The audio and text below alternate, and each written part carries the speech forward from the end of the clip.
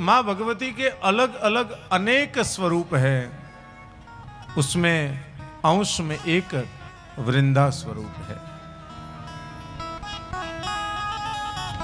मां भगवती की कृपा से अनेक असुरों का संहार हुआ है। उसमें एक शंखचूड़ नाम का था मानव, लेकिन कर्म थे दानव के जैसे। उनका विवाह वृंदा से हुआ।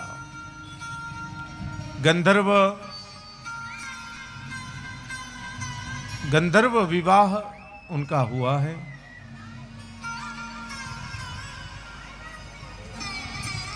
शंखचूड़ ने मानव, दानव, देव सभी के ऊपर अपना शासन जो है वो स्थिर किया है।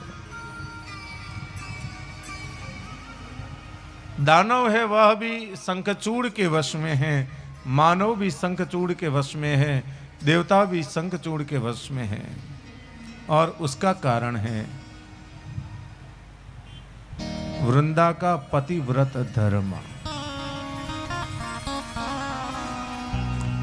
और जब तक वृंदा का पतिव्रत धर्म पूर्ण है, तब तक शंखचूड़ की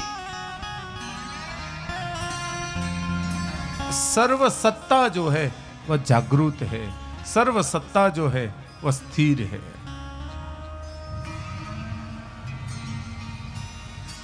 जब भी कहीं पर भी चढ़ाई करनी हो, जब कहीं पर भी युद्ध करना हो, शंखचूड़ को तिलक किया जाए वृंदा के द्वारा और शंखचूड़ युद्ध करने के लिए निकले, विजयी ही होता है, उसकी मृत्यु नहीं होती। कारण उनकी पत्नी का पतिव्रत धर्म। शंखचूड़ की हरकतों से, शंखचूड़ के गुलामी ने इसे सारे देवतागण परेशान हो गए।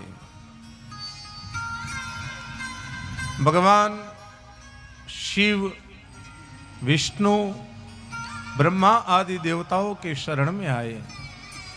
समय व्यतीत होते हुए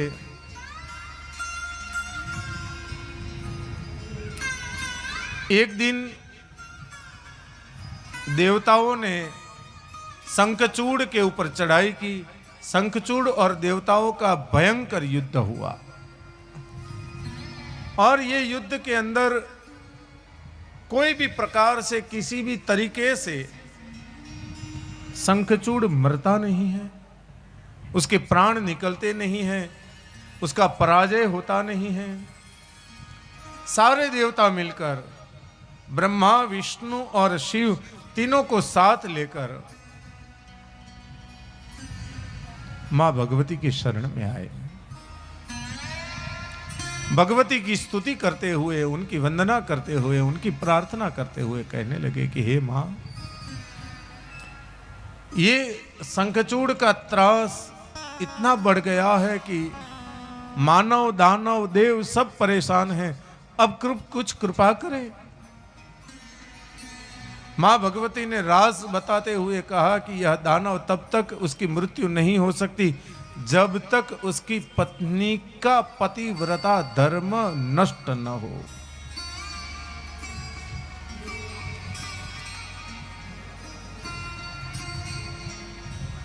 ऐसा कुछ किया जाए जिससे वृंदा का पतिव्रत धर्म नष्ट हो जाए और शंखचूड़ की मृत्यु हो जाए। देवताओं ने मिलकर प्लान बनाया।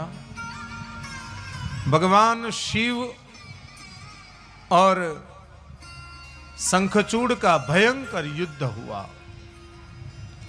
देवताओं और दानवों का भयंकर युद्ध हुआ और यह जो युद्ध हुआ उस दरमियान यहां पर भगवान का युद्ध हो रहा है, भगवान भोले बाबा का।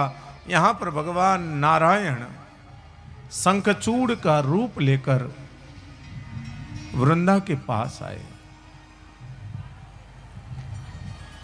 वृंदा को आश्चर्य हुआ कि अभी युद्ध करने के लिए गए थे पतिदेव और अभी आ गए। भगवान ने आकर वृंदा को शंखचूड़ के रूप में आकर वृंदा को अपने गले से लगाया, मस्तक के ऊपर हाथ घुमाया और जैसे ही वृंदा को भगवान का स्पर्श हुआ, पतिव्रत धर्म नष्ट हुआ। भगवान भोले बाबा ने अपना त्रिशूल जोर से फेंका, शंखचूड़ का शिरच्छेद हुआ। चिल्लाते हुए, तूने ये क्या कर दिया हे पापिणी, करते हुए मस्तक जो है सीधा आकर वृंदा के चरणों में गिरा। वृंदा के मुंह से आहट निकल गई, अरे ये क्या हुआ? स्वामीनाथ स्वामीनाथ स्वामीनाथ, आप हो तो ये कौन है? क्रोध के आवेश में वृंदा ने हाथ में जल लिया, अब भी मेरा पतिव्रत धर्म नष्ट न हुआ हो और यह पर पुरुष ने अगर मेरे सामने कोई कपट किया हो, मैं श्राप देती हूं, तूने जड़वत आचरण किया है, जा तू जड़ हो जा, जा तू पत्थर हो जा। और वहीं पर भगवान नारायण मूल स्वरूप में आकर पत्थर तुल्य हो गए। उतने में सारे देवी देवता सब वहां पर आए। भगवान नारायण को पत्थर के स्वरूप में देखकर मां भगवती लक्ष्मी के मन में क्रोध आया। क्रोध के आवेश में आकर लक्ष्मी जी ने हाथ में जल लेते हुए श्राप देते हुए कहा कि अरे वृंदा, जगत के कल्याण के लिए मेरे नाथ ने केवल तेरा स्पर्श किया है और मेरे नाथ ने अगर तेरा पतिव्रत धर्म नष्ट करने के लिए या उनके मन में कोई भी प्रकार की कामना न रही हो तो तू भी जड़ हो जा, तो भी वृक्ष हो जा। और वह वृंदा उस वक्त तुलसी का पौधा बन गई। भगवान ने मूल स्वरूप में से एक स्वरूप में जड़ तत्व को प्राप्त किया, एक तत्व में भगवान वृंदा के सामने प्रकट हुए और वृंदा से कहने लगे कि वृंदा, मेरे कारण तेरे पति के प्राण गए हैं। आज से मैं तुझे वचन देता हूं कि जब तक तुम्हारा दर्शन नहीं होगा मैं जल भी स्वीकार नहीं करूंगा। जब तक तुम्हारा स्पर्श नहीं होगा मैं अन्न ग्रहण नहीं करूंगा। इसलिए आज भी जब भगवान का भोग लगाया जाता है, ठाकुर थाल लगाया जाता है, तो ठाकुर थाल में सबसे पहले तुलसी का पत्र पड़ता है। जब तक ठाकुर जी की थाली में हम तुलसी का पत्ता न रखे तब तक स्वयं लक्ष्मी आकर अपने हाथ से भी भगवान को भोजन दे तो भी भगवान भोजन का स्वीकार नहीं करते। भगवान का वचन है। और वो दिन था कार्तिक मास शुक्ल पक्ष और एकादशी का दिन।